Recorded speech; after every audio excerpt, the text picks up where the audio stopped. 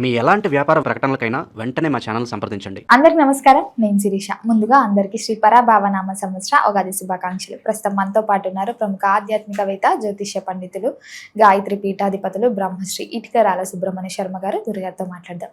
నమస్కారం గురుగారు. నమస్కారం అమ్మా. గురుగారు, విశేషంగా మీకు కూడా ఉగాది శుభాకాంక్షలు అండి. ప్రేక్షకులందరికీ పరాభవనామ సంవత్సరం ఉగాది శుభాకాంక్షలు. మరి ద్వాదశ రాశిలో అయిన కుంభరాశి వారికి ఈ సంవత్సరం ఎలా ఉండబోతుందంటారు? ఎలాంటి జాగ్రత్తలు తీసుకోవచ్చు అంటారు? ఆర్థిక పరంగా, ఆరోగ్యపరంగా నవగ్రహాల ప్రభావం ఈ రాశిపై ఎలా ఉంటుందంటారు? తప్పకుండానమ్మా. అయితే ముందుగా ఎవరెవరు ఈ కుంభరాశిలోకి వస్తారో చూద్దాం. ధనిష్ట నక్షత్రం 3, 4 పదాల వారు, శతభిష నక్షత్రం 1, 2, 3, 4 పదాల వారు, పూర్వభాద్ర నక్షత్రం 1, 2, 3 పదాల వారు కూడా ఈ కుంభరాశిలోకి వస్తారు. కాబట్టి కుంభరాశిని చూసుకోవచ్చు. అయితే పేరును బట్టి చూసుకునే వాళ్ళు కనుక మీ పేరులో మొట్టమొదటి అక్షరం కనుక గు, గే, గో, సా, షి, షు, సే, సో ఈ అక్షరాలతో మీరు పేరు ప్రారంభమైతే వీళ్ళందరికీ కూడా కుంభరాశి అవుతుంది. కాబట్టి కుంభరాశిని చూసుకోవచ్చు. అయితే ఈ సంవత్సరం కుంభరాశి వారికి ఆదాయం 2, వ్యయం 8గా కనపడుతోంది. అయితే ఇందాక నేను చెప్పినట్టుగానే ఆదాయ వ్యయాల గురించి పెద్దగా భయపడక్కర్లేదు. ఆదాయం తక్కువ ఉన్నా కూడా మీకు మంచి రాబడి కూడా ఉండబోతోంది. కంగారు ఏం పడక్కర్లేదు. ఎందుకంటే ఇది పెట్టుబడి కింద వెళ్తుంది తప్ప ఖర్చు కింద అనుకోవద్దు. అంతా కూడా ఖచ్చితంగా మీరు పెట్టుబడులు పెట్టగలుగుతారని చెప్పొచ్చు. ఇన్వెస్ట్మెంట్లు బాగా చేయగలుగుతారు. పాలసీలు కట్టడం కానీ, ఫిక్స్డ్ డిపాజిట్ వేయడం కానీ, ఇంట్లో ఎవరికైనా అవసరమైతే ఖర్చు పెట్టడం కానీ, పిల్లల చదువుల కోసం కానీ, పిల్లల వివాహాల కోసం కానీ బాగా ఖర్చులు బాగా కనపడుతున్నాయి. కాబట్టి అవన్నీ తప్పని ఖర్చులు, ఎప్పటికైనా రావాల్సిన ఖర్చులే. కాబట్టి ఎప్పుడో రావాల్సిన ఖర్చులు మీకు ఈ సంవత్సరం వస్తున్నాయని మాత్రం దృష్టిలో పెట్టుకోండి. ఎప్పటి నుంచో డబ్బులు దాచింది ఎందుకు? ఇల్లు కొనడానికో, పిల్లలు పెళ్ళిళ్ళు చేయడానికో దాస్తారు, ఇన్వెస్ట్మెంట్ చేయడానికి దాస్తారు, లేకపోతే ఏదో కొనడానికి. అది మీరు ఈ సంవత్సరం చేయబోతున్నారనమాట. అంతకన్నా ఏం కాదు. కాబట్టి ఆ రకమైన ఖర్చు కనపడుతుంది. కాబట్టి ఏం భయపడద్దు. రుణాలు చేసేటప్పుడు జాగ్రత్త. అయితే దుబారా ఖర్చుల కోసం, ఆన్లైన్ షాపింగ్ల కోసం, లగ్జరీ వాహనాల కోసం, లగ్జరీ వస్తువుల కోసం, లేదా ఏదో సరదాల కోసం, ఎంటర్టైన్మెంట్ కోసం అప్పులు చేయకండి. డబ్బులుంటే పర్వాలేదు, కానీ అప్పు చేసి సరదాలు పనిచేయదు. ఎప్పుడు కూడా మనం సరదా ఎప్పుడంటే సరదా సంపాదించడానికి ఉండాలి. మనకి ఏదైనా ఒక వస్తువు కొనుక్కోవాలనిపించింది, ఓ ఫోను, ₹1,00,000 ఫోనే కొనుక్కోవాలనిపించింది, ఈఎంఐలో కొనకూడదు దాన్ని. అది కొనాలని తాపత్రయం సరదా ఉన్నప్పుడు అది కొనడానికి కావాల్సిన డబ్బు సంపాదించడానికి ముందర తాపత్రయపడాలి. సంపాదించి కొనుక్కోవాలనుకోవాలి దాన్ని. అప్పుడు ఏమంటుంది, ఆ దాని మీద ఆశతోటి సంపాదించాలని తాపత్రయం పెరుగుతుంది, ఐడియాలు పెరుగుతాయి, స్కిల్స్ డెవలప్ అవుతాయి, స్పోర్టివ్నెస్గా ఉంటారు, కొత్త ఐడియాలు వస్తాయి, సంపాదన పెరుగుతుంది దానివల్ల. అదే ముందే వస్తువు మన దగ్గరికి వచ్చేసింది అనుకోండి, వస్తువు మన చేతిలో ఉంటుంది కాబట్టి కొత్తగా మనకి ఇంక సంపాదన అవసరం లేదు. నెలకింత సంపాదించినంత ఈఎంఐ కడితే సరిపోతుంది. కాబట్టి దాని మీద పెద్దగా మనలో మార్పు రాదు. అదే మనకి వస్తువు మీద కోరుకుంది అనుకోండి, అది ఫోన్ అనే కాదు, కార్ అవ్వచ్చు, ఇంకోటి అవ్వచ్చు, ఏదైనా సరే, ఏదైనా మనకు ఒక వస్తువు కొనుక్కోవాలనిపించినప్పుడు మొత్తం అంతా అప్పు చేసి కొనకూడదు. ఏదో 20%, 30% అప్పు చేయడం తప్పులేదు. కానీ మొత్తానికి 100 రూపాయలకి ₹90 అప్పు చేసి కొనడం అనేది కరెక్ట్ కాదనమాట. అంటే ఈ రకంగా ఈ సంవత్సరం జాగ్రత్త తీసుకున్నట్లయితే, అనవసరమైన వస్తువులు కొనుగోలు చేసుకోకుండా ఈ ఆదాయం పట్ల శ్రద్ధ పెట్టినట్లయితే ఈ సంవత్సరం చాలా బాగుంటుంది, నష్టపోకుండా ఉంటారు. ఇది ప్రధానమైన విషయం. ఇక రాజపూజ్యం 4గా కనపడుతోంది, అవమానం 2గా కనపడుతోంది. అయితే ఇక్కడ అదృష్టం ఏంటంటే ప్రజా ఆదరణ బాగా పెరుగుతోంది, గుర్తింపు బాగా వస్తుంది, ప్రజలు మెచ్చుకుంటారు మిమ్మల్ని. అలాగే స్నేహితులు పెరుగుతారు, ఇష్టపడే వాళ్ళు పెరుగుతారు, ప్రేమించే వాళ్ళు పెరుగుతారు, ఫాలోవర్లు పెరుగుతారు, మిమ్మల్ని ఫ్లడ్ చేసేవాళ్ళు కూడా పెరుగుతారు.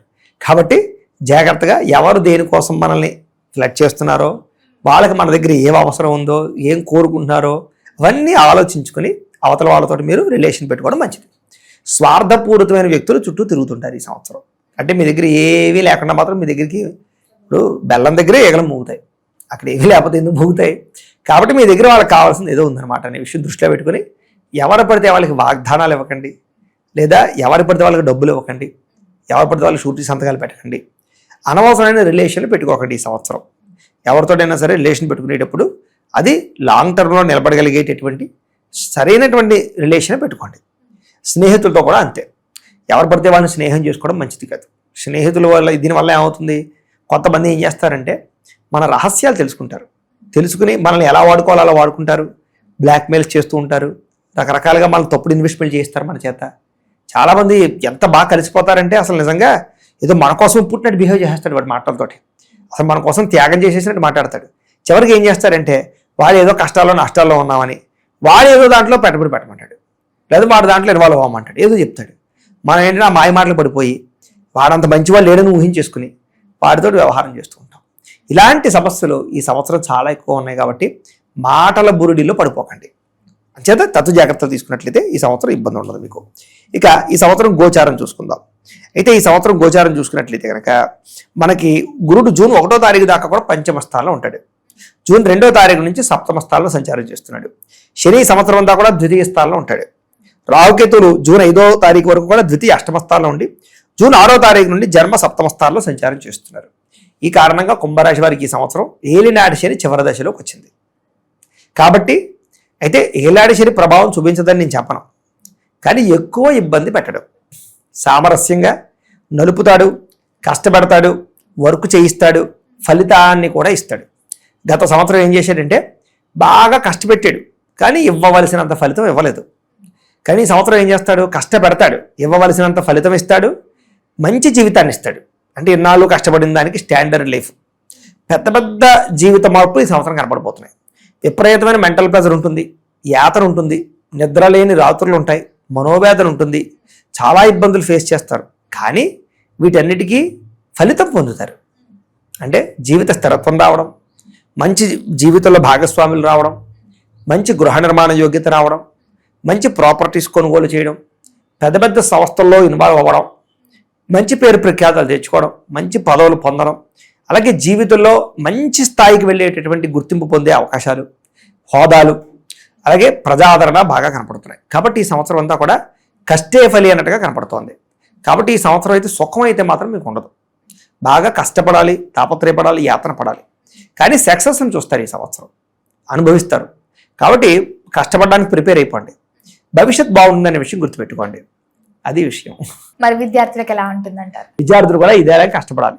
ఈ సంవత్సరం బాగా కష్టపడిన విద్యార్థులందరికీ కూడా మంచి ర్యాంకులు, ఉత్తీర్ణత, విదేశీ చదువు యోగ్యత, మంచి కాలేజీలు సీట్లతో పాటుగా మంచి ర్యాంకులు, కాలేజీల్లో పేర్లు, ప్రైజులు, గిఫ్ట్లు వస్తాయి. ముఖ్యంగా ఈ యొక్క ఎవరైతే స్పోర్ట్స్ క్రీడారంగంలో ఉన్నవారో క్రీడారంగంలో ఉండేటువంటి విద్యార్థులందరూ కూడా ఈ సంవత్సరం క్రీడారంగాల్లో బాగా అభివృద్ధి కనపడుతుందని చెప్పచ్చు. తద్వారా కూడా వీళ్ళు మంచి స్థాయికి వెళ్ళడం కానీ, లేదా క్రీడారంగం ద్వారా వచ్చే సర్టిఫికెట్ల ద్వారా ఉద్యోగాలు పొందే అవకాశాలు కానీ ఇవన్నీ విద్యార్థులకు కనపడుతున్నాయి. కాబట్టి ముఖ్యంగా ఈ బ్యాడ్ హ్యాబిట్స్ జోలికి వెళ్ళకండి. అంతే. అక్కర్లేనటువంటి వాడికి సిగరెట్లు, మందు, గుట్కాలు, ఇలాంటి స్నేహితులు ఈ సంవత్సరం తారాసపడతారు వీళ్ళకి. కాబట్టి అలాంటి వాళ్ళ జోలికి వెళ్ళకండి. స్త్రీలకు కూడా అంతే. కొంతమంది చెడగొట్టేటటువంటి ఫ్రెండ్స్ మీ చుట్టూ తిరుగుతారు. అలాంటి వాళ్ళంటే నాకెవరో బాయ్ ఫ్రెండ్ ఉన్నాడు, నీకు లేరా, నీ జీవితం ఇంతేనా, నేను ఎవరో చూడరు, నువ్వు అందంగా లేవు, నువ్వు వేస్ట్ జీవితం అని రెచ్చగొడుతుంటారు. చదువుకునే వాళ్ళకి అవన్నీ అవసరం లేదు. చదువుకి దానికి సంబంధం లేదు. ఏ వయసులో ఉండాల్సిన ఆ వయసులో ఉంటే సరిపోతుంది. పక్క వాళ్ళకి ఎవరో ఉన్నారు కదా మనకి లేరనే ఫీలింగ్ ఏం పెట్టుకోవద్దు. పక్క వాళ్ళకి మనకి దేంతో పోల్చుకోవాలంటే వాళ్ళకి వచ్చిన మార్కులు మనకి రాలేదే, వాళ్ళకి వచ్చిన ర్యాంకులు మనకి రాలేదే, వాళ్ళకి ఇలా మనం కాన్సన్ట్రేషన్ చేయలేకపోతున్నామే అని పోల్చుకోవాలి తప్ప పక్క వాళ్ళు గంటల తరబడి ఎవరితో ఫోన్లో మాట్లాడుతున్నారే, మనకెవరు ఫోన్ చేయట్లేదే అని మాత్రం పెట్టుకోకండి. ముఖ్యంగా స్త్రీలకు చెప్తున్నాను ఇది. ఈ సంవత్సరం అలాంటి ఫీలింగ్స్ బాగా వీళ్ళకి పెరుగుతాయి.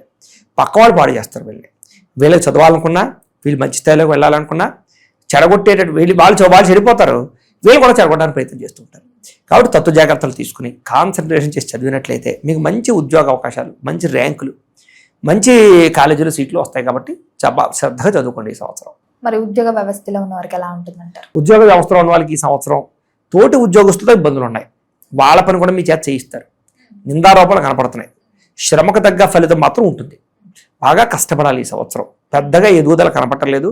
సామరస్యంగా ఎదరికి వెళుతూ ఉంటుంది. అవకాశాలు మాత్రం మంచి వస్తాయి. ఉద్యోగాలు మారచ్చు, మారడం వల్ల లాభం ఉంటుంది. కానీ ఎప్పుడైనా ఒక ఉద్యోగం మారేమంటే కనుక అక్కడికి ఇక్కడికి వర్క్లోనూ మార్పులు వస్తాయి, పరిస్థితుల మార్పులు వస్తాయి, కొత్త వ్యక్తులతో మార్పులు వస్తాయి. కొన్నాళ్ళు స్థిరపడడానికి ఒక 3 నెలలు 6 నెలల్లో మళ్ళీ అక్కడ ఉండే వాతావరణం అర్థం చేసుకోవడానికి టైం పడుతుంది. దానివల్ల వచ్చే మెంటల్ ప్రెజర్ ఎక్కువగా ఉంటుంది, వర్క్ లోడ్ బాగా పడుతుంది. కొత్త పని నేర్చుకోవాలి కదా, దానికి ఇబ్బంది పడతారు తప్ప ఉద్యోగాల మార్పుల వల్ల ఆదాయం పెరుగుతుంది. అలాగే ఆర్థికంగా పుంజుకుంటారని చెప్పొచ్చు. జీతాలు పెరుగుదల ఉంటుంది. అలాగే ప్రభుత్వ ఉద్యోగాల కోసం ప్రయత్నం చేసేవారు మాత్రం జాతకాలు పరిశీలన చేసుకోవాలి. సులువుగా రావు ప్రభుత్వ ఉద్యోగాలు. చాలా దానికి గురుబలం, రవిబలం, కుజబలం ఇలాంటి కొన్ని గ్రహాల బలాలు కావాలి. కాంబినేషన్ బాగుండాలి. అందుకనే ఎవరైనా సరే ఇది గోచారం కాబట్టి మీ పర్సనల్ జాతకం కూడా ఒకసారి చూపించుకోండి.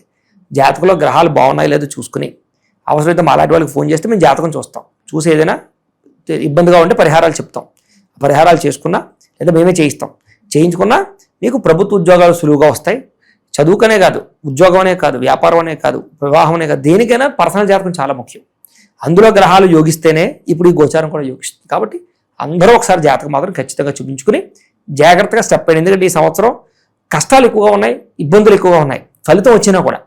కాబట్టి సులువుగా మనం ఈ సంవత్సరం దాటాలన్నా, మనం అనుకున్న జీవితంలో మార్పులు రావాలన్నా పర్సనల్ జాతకంలో ఉండే గ్రహాల కాంబినేషన్ బలాలు చాలా ముఖ్యం. కాబట్టి ఖచ్చితంగా ఈ ప్రయత్నం చేసినట్లయితే ప్రభుత్వ ఉద్యోగాలు కూడా ఈ సంవత్సరం వస్తాయి. కాబట్టి ప్రయత్నాలు చేయొచ్చు ఈ సంవత్సరం. మరి వివాహ యోగం, సంతాన యోగం ఉందంటారు. వివాహం కోసం అయితే గట్టిగా ప్రయత్నం చేసినట్లయితే ఈ సంవత్సరం వివాహ యోగ్యాలు ఉన్నాయి. ముఖ్యంగా పురుషులకి ఎవరికైతే అబ్బాయిలకి పెళ్లిళ్ళు అవ్వక ఇబ్బందులు పడిపోతున్నారో, ఏజ్ బాగా వచ్చేసి ఇబ్బంది పడిపోతున్నారో, 30 సంవత్సరాలు దాటేసి ఇంక పెళ్లిళ్ళు అవ్వవా, లేకపోతే 2 పెళ్లిళ్ళు అమ్మాయిలని చేసుకోవాలా, ఇలా బాధపడే వాళ్ళందరికీ ఈ సంవత్సరం మీరేం బాధపడక్కర్లేదు. ఫస్ట్ మ్యారేజ్ అమ్మాయిలు వస్తారు. మీకు తగ్గ క్యారెక్టర్ ఉన్నటువంటి అమ్మాయిలు, మిమ్మల్ని అర్థం చేసుకునే వాళ్ళు వస్తారు. కాబట్టి ఎదురు చూడండి, జాతకాలు చూపించుకుని పెళ్లి చేసుకోండి, కంగారు అయితే పడకండి. సంబంధాలు అయితే మంచి వస్తాయి, పెద్దలు కుదిర్చిన వివాహాలు జరుగుతాయి.